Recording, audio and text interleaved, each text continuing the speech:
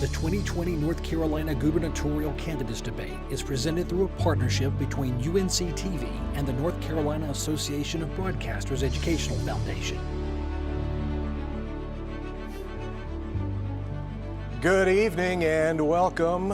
I'm North Carolina TV News anchor Wes Goforth, your moderator for tonight, and welcome to the 2020 North Carolina Gubernatorial Debate, produced in association with the North Carolina Association of Broadcasters Educational Foundation and UNC TV.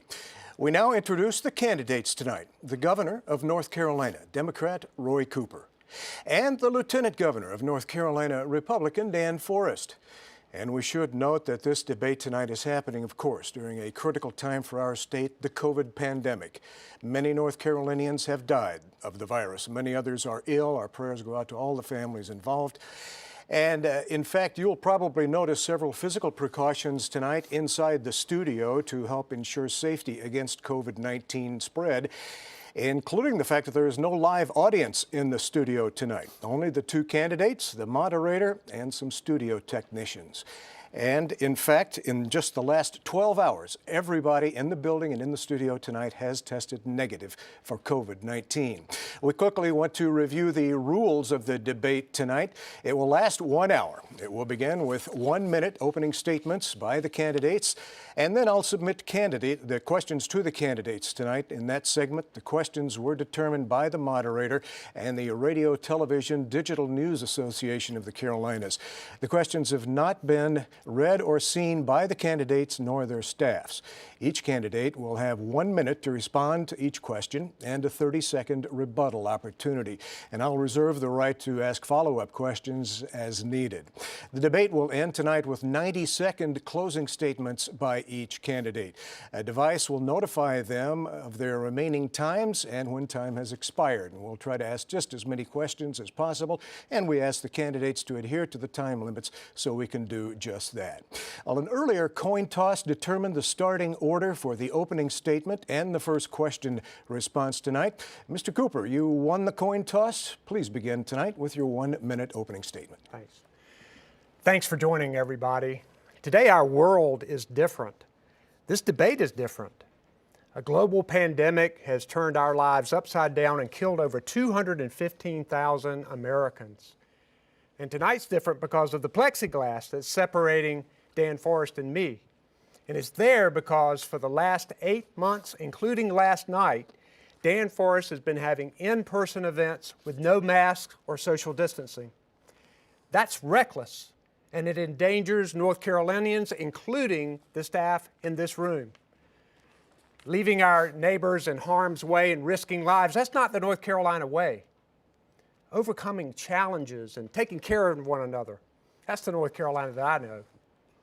We're going to beat this pandemic working together. And tonight, you'll hear how Dan Forest and I differ. And you'll see the choice more clearly than ever before, that either in this pandemic or any other issue, I'm going to keep putting you and North Carolina first. Thank you, Mr. Cooper. Mr. Forest, your 1 minute opening statement.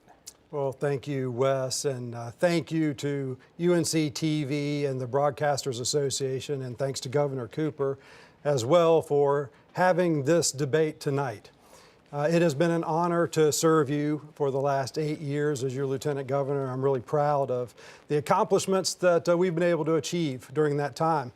But my natural habitat is not in politics. My natural habitat is actually architecture, and I served there for 22 years of my life, was an office president and a senior partner with the state's largest architecture firm, and I enjoyed every minute of it. I still love architecture. I love the design process. My wife Alice and I have been married for 29 years, and we have 4 kids, and we're all in this together, and we love serving the people of North Carolina. So I'm thankful for this opportunity here tonight. And I do this for you, I do this for your families, I do this for my family as well, and we look forward to serving as your governor for the next 4 years. Okay, thank you very much, Mr. Forest. And now we begin our question and answer segment, and we begin tonight with Mr. Cooper. One of your opponent's most recent ads alleges that your administration's pandemic response and protocols have not protected the people of North Carolina. That's left some of the most vulnerable behind, it says, and hurt the economy. What will you say about that? How has it affected the state? Well, this pandemic has taken thousands of North Carolinians from us too soon. It's left people hurting and jobless and separated from their loved ones. But at every single point, I've used science and data to make the tough decisions. And there is no question that our strong actions early and the persistence of most North Carolinians has saved lives. When I mandated masks, our cases leveled off.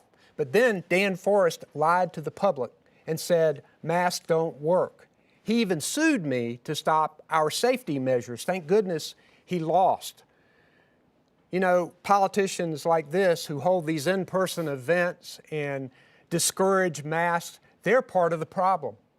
They make it harder for us to ease our safety measures, harder for us to get our children back in school where they need to be, and harder for us to slow the spread of this virus. Okay, thank you, Mr. Cooper. Mr. Forrest, same question. What about the governor's protocols?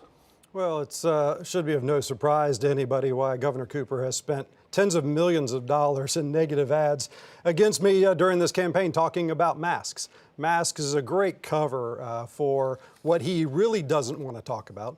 The over 1.5 million people that he has left unemployed, the thousands of businesses that have been shut down, the thousands of businesses that will never reopen again, the suicide and addiction, drug addiction, alcohol addiction, and anxiety, depression, you name it, that's wreaking havoc on our state all over from one end of North Carolina to the next. So there's a lot of things in Governor Cooper's record that he just doesn't want to tell you. So he spends a lot of time talking about masks.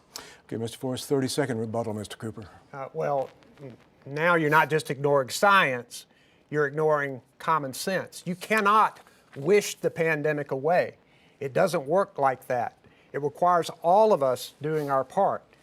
It's going to take us dealing with this pandemic and slowing the spread to get our economy fully going again.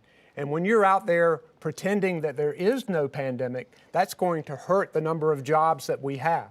Look, I took an oath to be faithful to the state of North Carolina, and I've been doing that every single day by making sure we're putting health and safety first during this pandemic. 30 seconds, Mr. Forrest. Well, there's no doubt there's a pandemic, and there's no doubt that it's real. In fact, half of the deaths in North Carolina have come from nursing homes, which are under the direct control of Governor Cooper. If he'd spend half the amount of time, half the amount of energy, and half the amount of money just focusing on the most vulnerable in North Carolina, we'd have half the amount of deaths in North Carolina as well. We need to make sure that we can do two things at once in America, and we can protect the most vulnerable, and we can allow the healthy folks to get back to their livelihoods.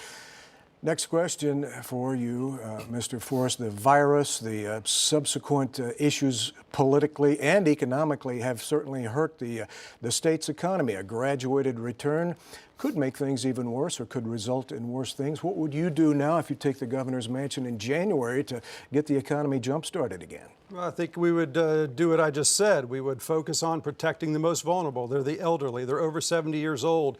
They have multiple comorbidities. That's where we should be spending all of our time and attention. We should allow healthy people to get back about life, back about work, back to school. Our kids have missed almost an entire year of school for no reason whatsoever. This virus is about 17 times more likely to get an impact from the flu than the coronavirus. Our kids actually need to be in school right now. We need to get people's livelihoods back. We've been meeting with these people. I've been traveling around the state, and it's devastating across the state. The businesses that have been closed, the people have lost everything. What we're doing is we're trading public health for public health. There's a public health crisis on the side of coronavirus with the virus itself, and there's a public health crisis on the other side with all the complications of the virus. Mr. Cooper, 1 minute. What do we do to recover economically now? Dan, slowing the spread of this virus helps us recover our economy. We've been recruiting tens of thousands of jobs to our state, even during this pandemic. Forbes magazine has ranked North Carolina #1 in business for only 3 years, and those are the 3 years that I have been governor. We even had to overcome the House Bill 2 bathroom bill that Dan Forrest pushed on our state, but we've been able to do that. Now, our small businesses have been hit hard, and we need to help them. And in fact, I put forward funding to help them. We need to push Congress to do more to help them. We need to provide more for our unemployed. We have one of the worst unemployment systems, the stingiest unemployment system in the country. And I've pushed this legislature to do more for them. but Dan Forest and the legislature continue to say no. We can improve this economy, but we have to slow the spread of this virus, and that's what we are doing right now, is slowing the spread. We can't have people being irresponsible and telling people they don't need to worry about this pandemic. 30 seconds for rebuttal, Mr. Forrest. You know, I agree that we should never tell people they don't need to worry about the pandemic, but we should never also tell people that their jobs are not important and they can't earn a living for themselves, or they're non-essential. There's no such thing as a non-essential job in America. The governor's laid off over 1.5 million people in North Carolina. You can't claim all the jobs you've created when you've laid off 1.5 million.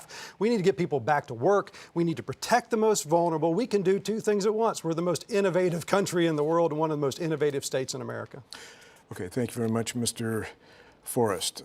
We now are going to go to the rebuttal from Mr. Cooper. 30 seconds. Well, you talk about protecting the most vulnerable.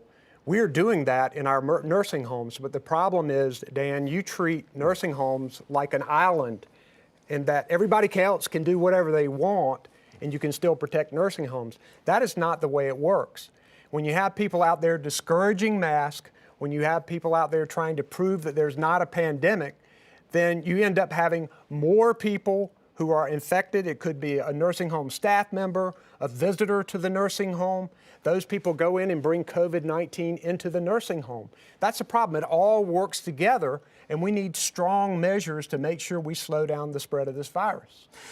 Mr. Cooper, who would have thought the mask issue would get this big? We've heard so much about it. We do see, despite your order, a lot of people out not wearing masks. You've accused Mr. Forrest of it. We see neighbors, people in our churches. Compliance is still largely voluntary and without any real enforcement of it. How effective has it been, and when might you lift that mandate? Well, there's no question that it has been effective, because once we required masks, our cases leveled off. Most North Carolinians want to do the right thing.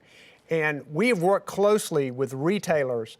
I've told them, look, it's good for your bottom line to insist that people wear masks when they come onto your retail establishment, because the employees want that and the customers there want that. We need to make sure that we continue to push this. We've talked to law enforcement. Law enforcement is a little hesitant to enforce the mandate, but many of them go up and talk to people and tell people they should be wearing masks. And a number of law enforcement have agreed to come to retail establishments and to say to them, okay, we'll remove someone for trespassing if they're not wearing a mask like they ought to.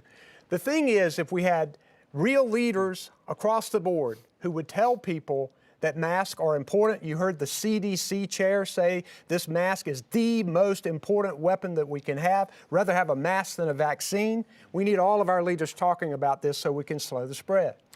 Mr. Forrest, same question. How effective has the order been, and are you personally against it, people deciding? I'm not personally against people deciding at all. I've never said that. In fact, I've always said it should be a personal responsibility choice. It doesn't need to be a governor's mandate. We don't need a governor that treats us like 5-year-olds. We need a governor that does protect us, but not treat us like we're little kids. Masks aren't the solution to everything. And in fact, Dr. Fauci said masks don't work. The Surgeon General of the United States said masks don't work. The CDC said masks don't work. There are scientists and doctors all over the world right now that have come together under the Great Barrington Declaration, 35,000 of them today, from leading universities and leading hospitals all over the world, Nobel Prize winners, who are coming out and saying the lockdown mandates and the masks are actually causing more harm than good. We need to protect the vulnerable. We need to do that right now. We need to let all the healthy people get back to a normal way of life. All right, thank you, Mr. Forrest. Rebuttal, Mr. Cooper? Really, Dan? Really? Masks don't work. Scientists say they don't. That is just absolutely not true. You're finding that on the dark corners of the internet. Across the board, scientists, Dr. Fauci, Dr. Redfield, are saying that masks are our best weapon to slow the spread of the virus. And there is no cost to this. People can wear it. There's no kinds of restrictions. You can just wear the mask. And we're talking about looking after your neighbor. You wear the mask to protect other people, particularly if you do not know that you have the virus. That's amazing. 30 seconds, Mr. Forrest. CDC just this week released their study about mask wearing and positive COVID cases. 85% of the positive cases in America are from people who say they wore the mask every day, all the time, or at least almost all the time. 85% of the positive cases. Governor Cooper says that the cases actually went down when he made his mask mandate. They didn't. They leveled off for a short period, and then they actually went up again. So no, you're not seeing the impact that we should be seeing with everybody wearing masks. That's just not the case. The next question, Mr. Forrest, the state's Employment Security Division, it's come under some great scrutiny here during the pandemic of poor customer service, of slow processing of claims and complaints. And if you're elected, what do you do to change that in the Employment Security Division? Well, this is a place where leadership really does matter. The governor's completely failed the people of North Carolina with employment securities. I mean, it's pretty unbelievable that at the very early side of this, when he was getting ready to lay off 500,000 people for restaurants, I said, are you prepared for 500,000 people to be laid off? There was silence on the phone, but no, apparently he was not prepared for 500,000 people to be laid off in one day because, in fact, the employment securities folks didn't respond to people for months. My office, who's not even responsible for employment securities, helped over 25,000 people get their unemployment. Why? Because when they called the governor's office, there was a busy signal. When they called the unemployment securities office, they didn't get any help. So they heard through the internet that they could come to the lieutenant governor's office and we would help them out. We will transform employment securities. We will make sure that when we have an issue in North Carolina that we need to provide that service, that service is going to be available for the people of North Carolina. There is a logjam now, Mr. Cooper. Well, no, people are getting their unemployment payments now. And in fact, when this pandemic hit, North Carolina had the worst, the stingiest, the shortest unemployment system in the country because of Dan Forrest and the legislative leadership. A system that was built to take thousands of claims a month all of a sudden had hundreds of thousands of claims. But despite that, this department has pulled together and gotten out $8.2 billion to almost 1 million people. A lot of people, when they lost jobs, they also lost their health insurance. So one of the things that we could do to help these people is to expand Medicaid, to help these hundreds of thousands of people. But Dan Forrest and the legislative leadership say no to expanding Medicaid, even in the middle of a pandemic. That is hard to believe, but we've got a lot of work to do, and I'm going to continue working as governor to make sure we help everyone find a job and to make sure that people have the help they need. 30-second rebuttal. Well, Governor, what we can do to help these people is give them their job back. You can open up the economy and get people back to work again, protect the most vulnerable. We know how to do that. We knew how to do that months ago. We can do that now. Put your time and your energy and your effort and your money into protecting the vulnerable people to keep them from getting the virus. Let everybody else go back to work. Then you don't have to worry about their health insurance at the same level. They'll have a job again. They'll have insurance. That's the most important thing you can do right now. We worked to get people back to work, and in fact, we provided funding for small businesses to help them, and I issued executive orders to try to protect people and to not have to look for another job while they're on unemployment so they can go back to the business that they left. I even proposed significantly more to help these small businesses during the pandemic. Even if you removed all of the safeguards, then people aren't going to be able to come back to places where people are crowding together. But you and the legislative leadership rebuffed it and scaled back significantly the amount of money that I asked for small businesses that they desperately need right now. Next question, gentlemen, schools and learning. And Mr. Cooper, our schools are still not fully open, maybe not even close. Do you see a time when the entire state can be open again? How soon? What has to happen first? Number one priority for me is to make sure that we get our children back in school again. We want our schools back normal, but we have to make sure that it's safe for teachers and students. And while I'm using science and data to help make those decisions, Dan Forrest is holding a press conference saying we're going to fill all the classes back up immediately. We're not going to have any masks, no social distancing, and no safety measures. That is dangerous. And it is stunning to me that he would use children as political pawns during the middle of a pandemic. But what Dan Forrest really wants to do with our public schools, he wants to starve them for funding and then use those tax dollars to help rich people send their children to private schools using vouchers. That is not what our schools need trying to come out of this pandemic. We need to do more for public education, not less, and we need to put safety over politics. And we'll get to vouchers in just a few minutes. Mr. Forrest, same question. When will school return? As soon as I'm governor, school will return. Schools are open all over the world. Schools are open all over the United States. In fact, private schools have been open for 12 weeks in North Carolina, all over North Carolina with no outbreak, no trouble from anybody. Our public schools can be open the same way. The governor won't take any advice from anybody. I've talked to multiple nurses, COVID nurses that are frontline nurses, said they've tried to contact the governor's office. They've contacted Mandy Cohen, and they've contacted their superintendent saying, we'll help you get open. We're dealing with COVID frontline every single day. We know how to do this. We can keep kids safe. We can keep teachers safe. Let's get our schools open, because this is far more dangerous for our kids not being in school than it is for them dealing with this on the other side. So our kids are having massive struggles right now. Anxiety, depression, screen addiction, abuse. 50% reduction in child abuse right now because kids aren't in school. If they were in school, their teachers would be able to discover it. They'd be able to get these kids help, but they're locked in their homes with their abusers. This is a horrible situation for our kids. 30 seconds, Mr. Cooper. Dan, there are a lot of cases in our schools, but I want to make sure we get our children back in school too, but safely. But the Lieutenant Governor is on the State Board of Education, where these school opening plans are discussed and voted on. And while I'm working with them and public health officials, he's missed almost half the Board of Education meetings during the pandemic. You can't play hooky, skip the tough decision, skip the tough votes, and still be a leader in public education in this state. Mr. Forrest? I've been to almost every one of those meetings, especially every voting meeting. My staff sits in, my education experts and advisors sit in on all those meetings. We don't miss a beat in an education meeting. We never have. We've always been present at all of them.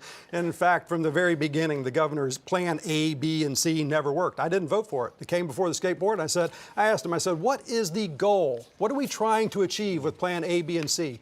And there was 15 seconds of silence on the phone, and nobody knew what the goal was and how we were going to be ready to get back to class. That's not a plan, and that's not leadership. That's why I voted against it. Just a couple of more COVID issues here, gentlemen. Mr. Forrest, there will still be concern when kids go back, even if you're governor, as you said, in January. What do the teachers think about this? Their workload is so heavy right now. Are they going to be held responsible for making sure everything's clean, that the personal hygiene of every child is met well?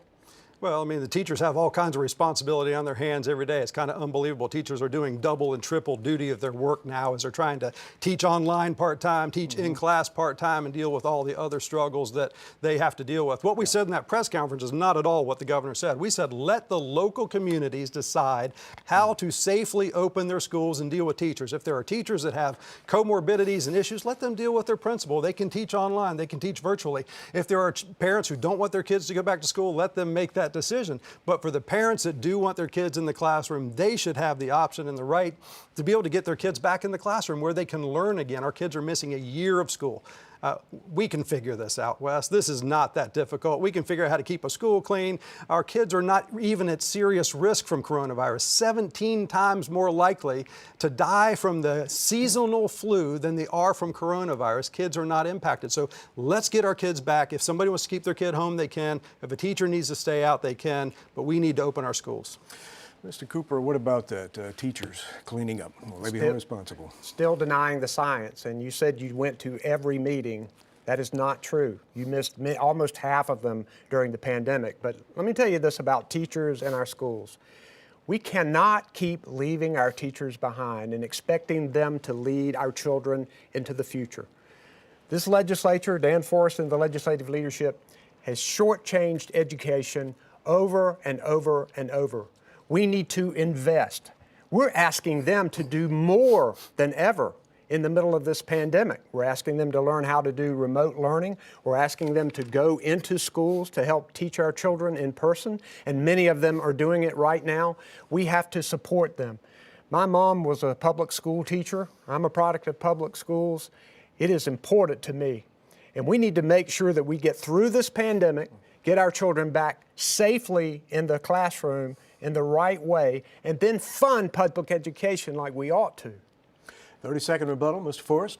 Well, if the governor paid attention to the numbers, he'd know that North Carolina is now #1 in the Southeast for increased funding in public education. But he probably doesn't know that because he's vetoed every single budget since he's been governor, including every single teacher pay raise. He claims he's all for teacher pay. Until it's time to pass the budget for teacher pay, we've increased teacher pay over 20% since Republicans have been in control, but the governor's vetoed every single budget. Every single one. So we have been doing those things. He's just hadn't been paying attention because he's been vetoing them all. All right, Mr. Cooper, big concern right here among students is the large number of disadvantaged students, which you want to get to, but your rebuttal then again on the teachers in the classroom when they go back. Well, we need to make sure that we're funding education properly. There's no question that the General Assembly has done more with teacher pay, has reestablished teaching fellow scholarship, has expanded pre-K, and it's because I made education front and center. But the reason I vetoed those bad budgets is because they put corporations over classrooms. This General Assembly wants to continue with the sweeping corporate tax cuts that hurt our schools, along with the private school vouchers that hurt our schools, and we need to do a lot better than that. And about those disadvantaged students, sir, there's a large number. They're falling behind because of the digital divide. What do you do to level the playing field for this percentage of kids to get them back up to speed and caught up? You know, every household needs access to high-speed internet access. And in North Carolina, we have provided millions of dollars to try and do that. I have my Hometown Strong effort that's getting digital learning to these students. But now we know that closing that digital divide is more important than ever, not only because remote learning, which we need, but also telemedicine and for our small businesses. I have proposed a $250 million bond that would go along with the school construction bond because that's part of our infrastructure. But once again, Dan Forrest and the legislature have turned that away. We have to invest more for high-speed internet access. We need to make sure that we aren't just having to do hotspots everywhere, which is what we're trying to do now for short term, but we got to do better, and we need them to pass that bond. Mr. Forrest, 1 minute. The question, I think, Wes, was about special needs kids. Yes. and those kind of folks. Special needs kids especially are getting hit really hard here during this. Talk to special needs parents about every day, at least multiple times a week, said their kids are learning absolutely nothing. They'll log on to class, they lay on the sofa. Special needs kids needs teachers in a classroom. All kids need teachers in a classroom. That's the way it's supposed to be. We got to get back to that. So that's first and foremost. The governor likes to run around claiming his success with the Teaching Fellows program. He actually vetoed that as well. So that was a veto by the governor. He had absolutely nothing to do with that. The legislature funded that too. Hometown Strong, nice slogan, but he's done nothing for small town North Carolina. When you want to talk about access to broadband, I led the effort for broadband connectivity in the classroom. We're the first state in the nation to have every single classroom connected to high-speed broadband. When I'm governor, we'll be the first state in the nation to actually have all of the last mile connected to high-speed broadband. And Mr. Cooper, we're talking about special needs children, but also disadvantaged, Yes. Economically disadvantaged. Your reply. Well, there's no question that special needs children need help, and they do not respond well for remote learning. And it's one of the reasons that we went ahead and implemented Plan A, where K through 5 can go back fully into school with appropriate safety measures as long as the local Board of Education approves it. We know that special needs children need special attention. It's one of the reasons why I put forward $35 million out of the governor's discretionary money from the CARES Act specifically for special needs children. Okay, reply there, Mr. Forrest? Well, again, we're talking about we're getting our K-5 open. Great. I'm all in favor. I actually voted to get K-5 open. But I actually proposed an amendment in that state board to allow the counties that want to open all the way up from K through 12 to be able to do that. There's no reason if a county is ready and they're prepared and they can safely open and their parents want it, they should be able to do that. I tried that. The State Board of Education that's controlled by Democrats by his appointment said no. The governor has all the authority here and he said K-5. He's not willing to open up the rest. Okay, thank you, gentlemen, for those comments about COVID. Let's move along to state budget questions right here. Of course, Mr. Forrest, whoever wins the governor's mansion is needing to work with the General Assembly to balance a budget, very possibly against some uncertain revenue streams. Would you consider a tax increase or at the very least a tax rollback in order to do that? I don't know how this is going to get funded, Wes, but it's going to have to be. I believe that the government now, because of Governor Cooper's shutdown and all the businesses that are going bankrupt and people that are having to take out loans for the first time and people that have never had to spend a dime on their business through loans that are having to do that now, I think the government has a moral imperative. The government of North Carolina, the government of the United States, these leaders, like our governor, they're the ones that shut the place down. These businesses did not do that on their own. Remember at the beginning, it was just closed down for 2 weeks, just 2 weeks, and everything's going to be okay. And then 2 weeks turned into a month, and a month turned into 2 months, and 2 months turned into 4 months, and 4 months turned into 8 months. The government's going to have an imperative, Wes, here. We're going to have to try to figure this out. This is going to be one of the most difficult things we've ever done in state government. It's going to take years to bail this out long after Governor Cooper's gone. And Mr. Cooper, do you see a tax increase as necessary, or at least a rollback of cuts? We do not need to increase taxes in order to handle this budget. What we need to do is stop the tax giveaways to the wealthy and stop the sweeping corporate tax cuts that Dan Forrest and the legislative leaders continue to put on people. Now, what we need to do is we need to help those businesses, but what we need is leaders who are going to get out there and help to slow the spread of the virus. There are a lot of businesses that are hurting that have no economic restrictions on them. And that's because a lot of people aren't going to engage in the economy until they feel safe. And if we have leaders out there who are trying to say everything is fine, you don't need to wear a mask, you don't need to worry about it, open everything up, everything is fine, denying science, then that's just wrong.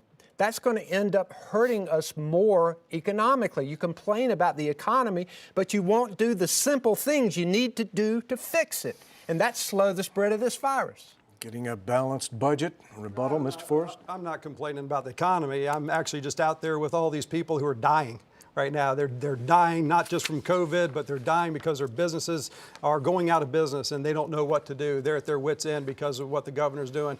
You know, this COVID science is an interesting thing because you cross the border into South Carolina and South Carolina's open. And people are out there, you know, going to restaurants and doing things. You cross into Tennessee and Tennessee is open. You cross into Georgia and Georgia's open. And they're learning how to live with the virus and protect the vulnerable and get people back to work. They're learning how to do that. We have to learn how to do that here in North Carolina, too. Gentlemen, staying with the state budget here. Mr. Cooper. Don't I get a 30? Yes, sir, you do. Okay. It's interesting that Dan mentions Georgia. We've heard a lot about what he wants to do, and he wants to be like Georgia. Georgia is about the same size as North Carolina, yet they have almost 100,000 more cases. They have almost twice as many deaths, and they have almost 600 more nursing home deaths than North Carolina. That's the kind of state you'd get with Dan Forrest as governor. More cases, more deaths in nursing homes. I don't think the people of North Carolina want that, Dan. Mr. Cooper, the legislature in past years has targeted across-the-board pay increases for certain segments of state employees, perhaps teachers at one time there was, then correctional officers, and different percentages at that. Do you think that's necessarily equitable? And what would be your next classification to get paid more? Well, the first thing we got to do is to pay our teachers. We got to get our teacher pay to at least the national average. I do know that state government needs to recruit good employees across the board, and sometimes you need to pay more in order to get the engineers and get the technicians and people that you need in state government. But I think it's important for us, I go back to this corporate tax cuts, this legislative leadership that Dan Forrest has been a part of has cut hundreds of millions of dollars out of our tax base that could have gone for pay raises for teachers and other state employees, but it's been given away to corporations and the wealthiest among us. That's where we have our biggest difference.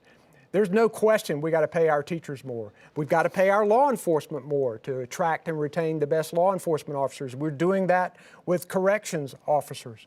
But one thing I do know is that we got to stop these corporate tax cuts in order to be able to have the money to be able to do it.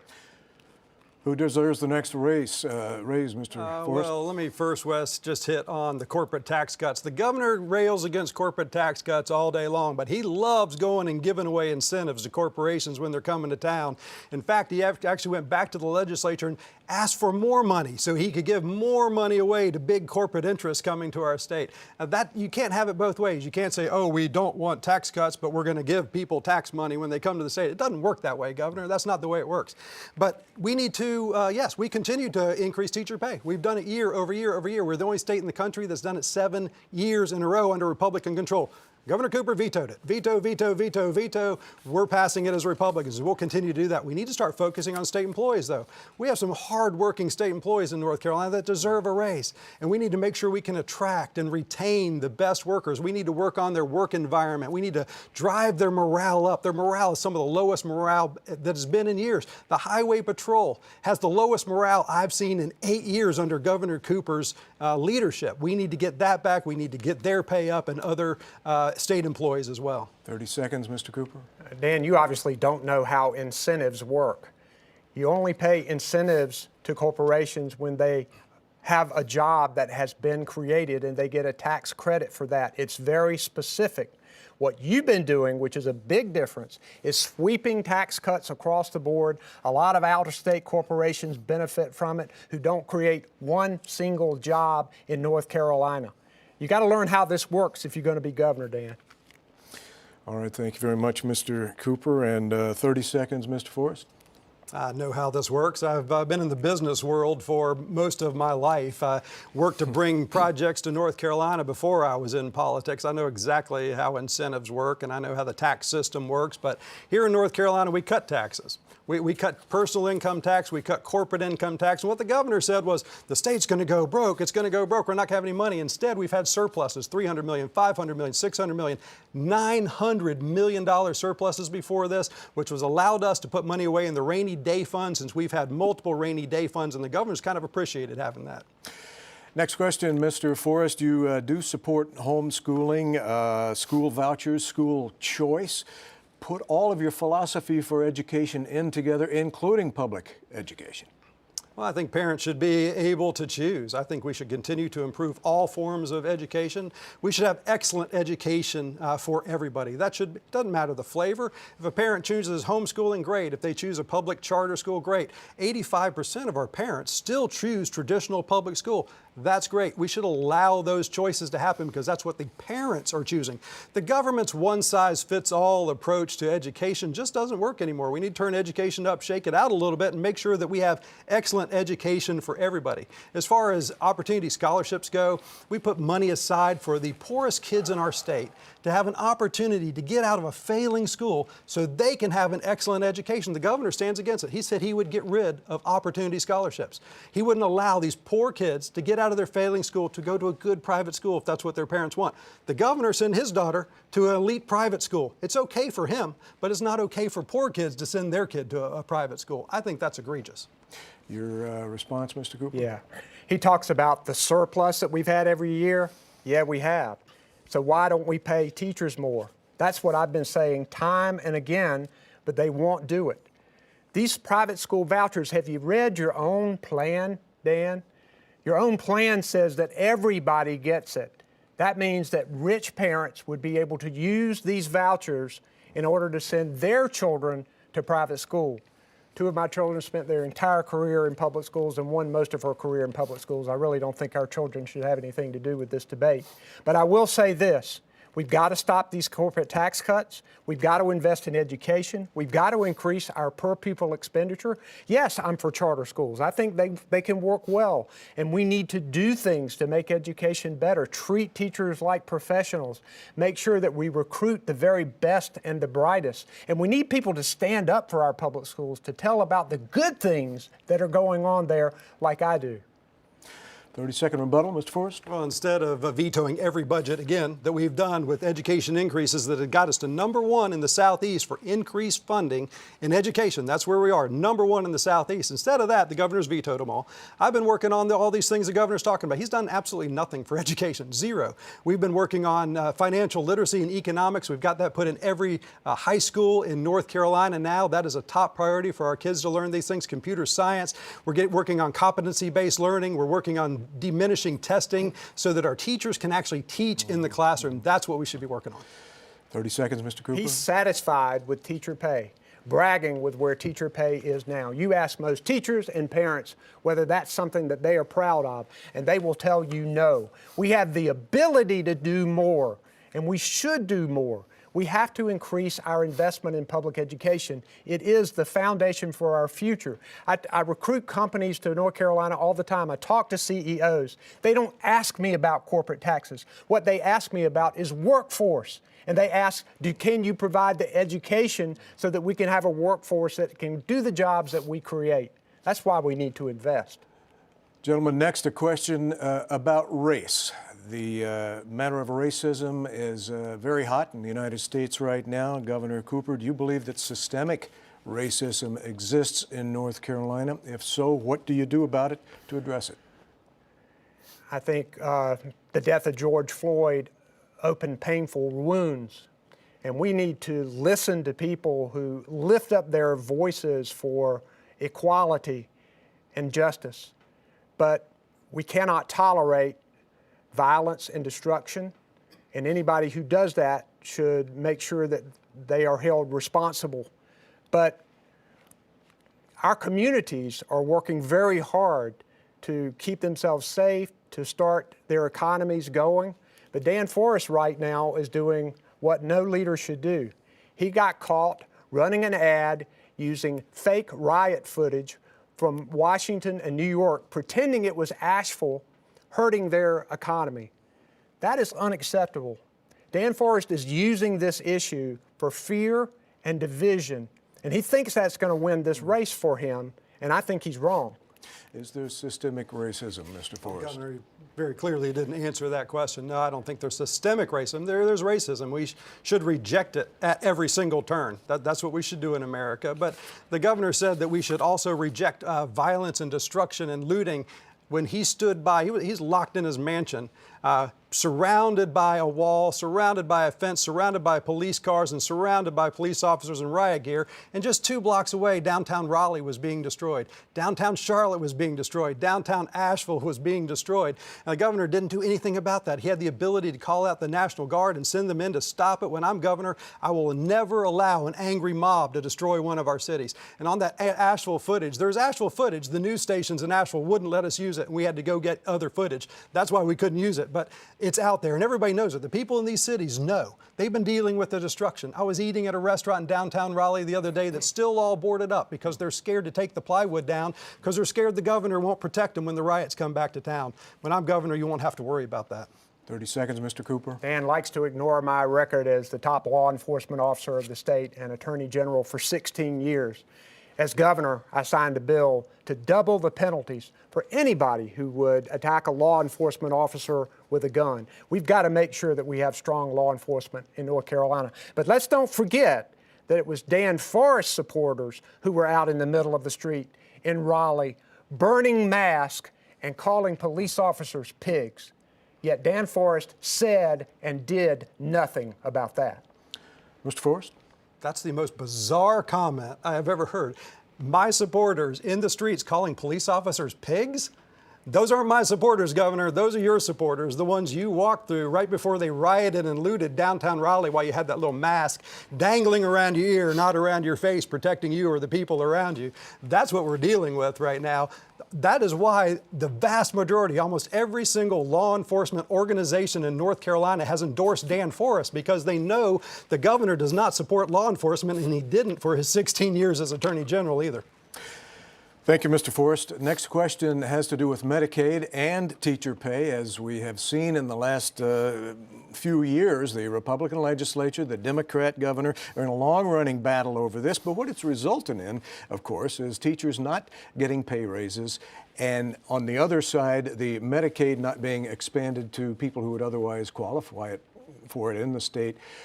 Is there a way we can do that? What do we have to do to serve both groups of these people? All we need is a new governor. I will work with the General Assembly. I won't work against them. In fact, we've given teacher pay raises every single year until Governor Cooper became governor and started vetoing every single pay raise. We were able to pass some in some secondary budgets, but he keeps vetoing. He keeps claiming, I want more teacher pay. And then he says, zero is better than something. No, it's not, Governor. Zero is not better than something. We've given teachers 20% pay increases. That's not nothing. Every single year we've increased teacher pay. We'll keep doing it. We've said we would keep doing it. So we're going to keep working on that. But as long as the governor keeps vetoing budgets, we're not. When I'm governor, I'm not going to veto the budgets. I'm going to work with the General Assembly. We're going to come up with a plan, not just for education and teachers that keeps funding those things, but for these other things that we need to do as well. We've been doing that. And the governor's been an obstructionist ever since he's been in office. He's never worked with the General Assembly. He's never tried to work with the General Assembly. When I'm governor, I will. Mr. Cooper? I worked with the General Assembly on a lot of things. I'm just not going to rubber stamp everything they do like you're doing. But health care is one of the most important issues we face right now, and closing the health care coverage gap, particularly in the middle of a pandemic, I believe is a moral imperative. We have a way to get health care to construction workers, to early childhood educators by expanding Medicaid. 39 other states have done it, including Indiana when Mike Pence was governor. I was talking to an early childhood teacher who was mourning the death of a coworker who had died of a stroke. She was treating herself at home with home remedies for high blood pressure because she didn't have health insurance. If North Carolina had expanded Medicaid, she might be alive today. This is wrong to withhold coverage from over 500,000 working North Carolinians. All we have to do is to say yes. And Dan Forrest and the Republican leadership continue to stop it. And if he's elected governor, you know it's not going to happen. 30 seconds, Mr. Forrest. 1.5 million working North Carolinians. They were working until you laid them off, Governor. Now there's 1.8 million without jobs. Give them their jobs back, they can get their health care back. Yes, everybody needs health care. We know that. You cannot survive in this world today without health care coverage. We need to continue to drive down costs, and we need to drive up quality. Medicaid is not the way to do that. A one-size-fits-all government program is not the way to do that. The governor wants more money to expand the largest agency in the state when he can't manage the DOT, he can't manage hurricanes, he can't manage deaths in nursing homes. You want to give him money to increase the largest agency in the state of North Carolina? Not good business. Mr. Cooper? Look, we can expand Medicaid in North Carolina and it won't cost the state any additional money. It's time to do it now. The people of this state deserve to get health care coverage. Dan talks about getting a job as a magical thing that's going to get you health care. There are tens, hundreds of thousands of people in this state who have jobs but don't have employer-sponsored health insurance and can't afford it. They're working, they want to keep working to support their family. We could expand Medicaid to get those working people health insurance. You have no plan, Dan. No plan at all. Gentlemen, we have time for one more question and rebuttals tonight, and I do want to talk about hurricanes. They have decimated, flooding has decimated large portions of the state in just the last 4 years. We've had 3 major hurricanes and flooding. What specifically needs to be done to prevent future flooding, and how can we be sure that this won't be constructed just to simply set up the same thing to get flooded again? Well, first, we inherited a broken long-term recovery system in North Carolina when I became governor, and we fixed it.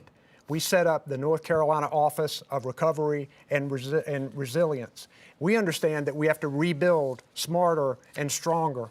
And we got out $3.5 billion for people to rebuild their homes, rebuild their business, rebuild infrastructure. I talked to a woman in Johnston County. She couldn't get any federal help. She didn't have flood insurance, but we were able to provide state grants to her in order for her to be able to build a new house. That's the kind of thing we need to do. North Carolinians are strong and resilient. We also have to fight climate change. Dan Forest denies climate change. What we have to do is to make sure that we're setting forth renewable energy and making sure that we get to carbon zero, not only to fight climate change, but also to create good, clean energy jobs in North Carolina. And we're going to continue to do that with my clean energy plan in North Carolina. Mr. Forrest, 1 minute. Well, it's a real issue, Wes. As you know, there are still thousands of people across the state of North Carolina that are waiting to be helped from Hurricane Matthew, Hurricane Florence, and Hurricane Dorian. And when Governor Cooper got elected, he was out there with his cameras and his microphone in front of everybody taking pictures. But there are still people that have not gotten help from those hurricanes. South Carolina built 1,000 homes before North Carolina built even one. I will do better than that in North Carolina. When it comes to flooding, the governor's plan was to put 300 Priuses on the road. My plan will be to dredge the creeks and rivers that are causing the flooding in eastern North Carolina so it doesn't happen again. That's a real plan. So there's plenty we can do and there's plenty we can talk about, but we need to start with the basics. Mr. Cooper, your rebuttal? We are rebuilding stronger and smarter. We're doing buyouts in areas where we know they're going to flood. Cleaning out creeks and rivers may sound good, but it's not something that's going to work in order to reduce flooding. We have to be smarter. We have to build our infrastructure to be more resilient. But we also have to fight climate change. And you even said the other day something crazy like the world is cooling as you were denying climate change. We've got to step up and do the right thing to protect our planet for our children and our children's children. But the thing about this will help our economy. Clean energy jobs are going to come to this state, and we're going to make sure that more money are in people's pockets. Big issue. Rebuttal, Mr. Forrest? Well, I was green before the Green New Deal. As an architect, I was one of the first LEED accredited professionals in the state of North Carolina. I built green buildings all over the world, and I know plenty about that, Governor, and we'll continue to work for sustainability across North Carolina. But when it comes to flooding and it comes to hurricanes, this is a human issue. This is not any bigger than that. There are thousands of people across North Carolina down east right now that are still hurting, that haven't been helped after 4 years of your leadership in Raleigh. When I'm governor, we will make sure that these people are getting help. All right, gentlemen, we've covered a lot of ground tonight, and the question and answers segment is now over. It's time for our closing statements, and by virtue of the coin toss, Mr. Forrest, you get the first closing statement of 90 seconds, sir. Well, thank you, Wes. First, thanks to all the people in North Carolina for taking time to watch tonight. I hope this helps you figure out your decision of who you want to vote for governor. I believe that we live in the greatest country in the world, the most innovative country in the world. I believe we can do 2 things at once, 5, 10 things at once. We can protect the vulnerable, and we can allow people to get back to their life again in North Carolina. I believe it's time to stop the fear and panic campaign and move on to hope and opportunity for people. I believe we need a governor that can cast a vision for the state of North Carolina. Governor Cooper's been here for 34 years, never had a vision for this state. I will cast a vision. Mine's going to be based on unity, opportunity, and possibility. Creating unity for our entire state to bring us together, opportunity for education and the economy. But we really need a governor that can ensure the people of North Carolina that we're going to come through this stronger than ever before.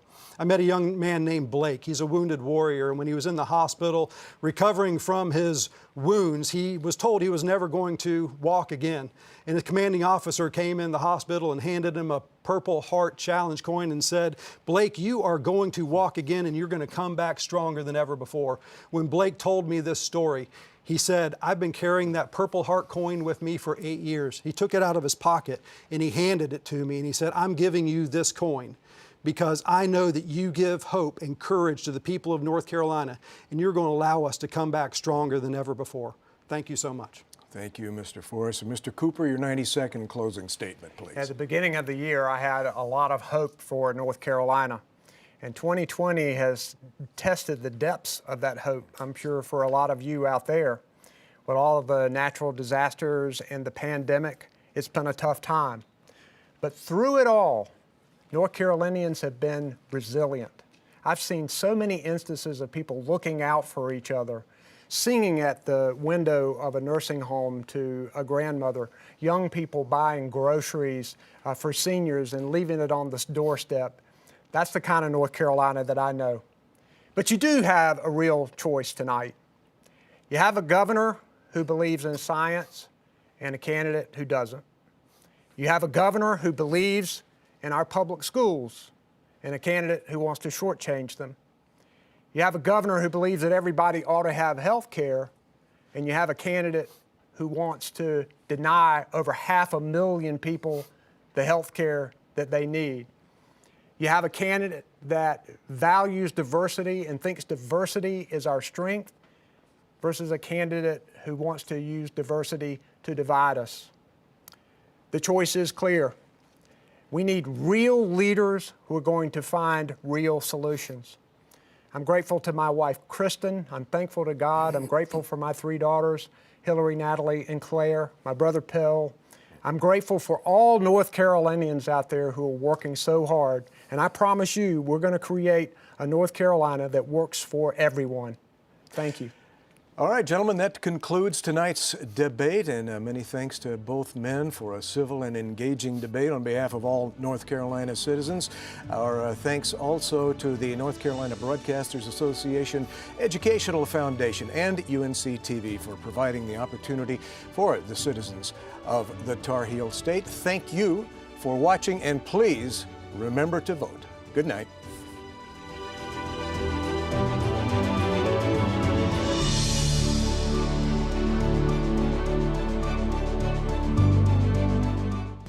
The 2020 North Carolina Gubernatorial Candidates Debate is presented through a partnership between UNC TV and the North Carolina Association of Broadcasters Educational Foundation. Quality public television is made possible through the financial contributions of viewers like you, who invite you to join them in supporting UNC TV.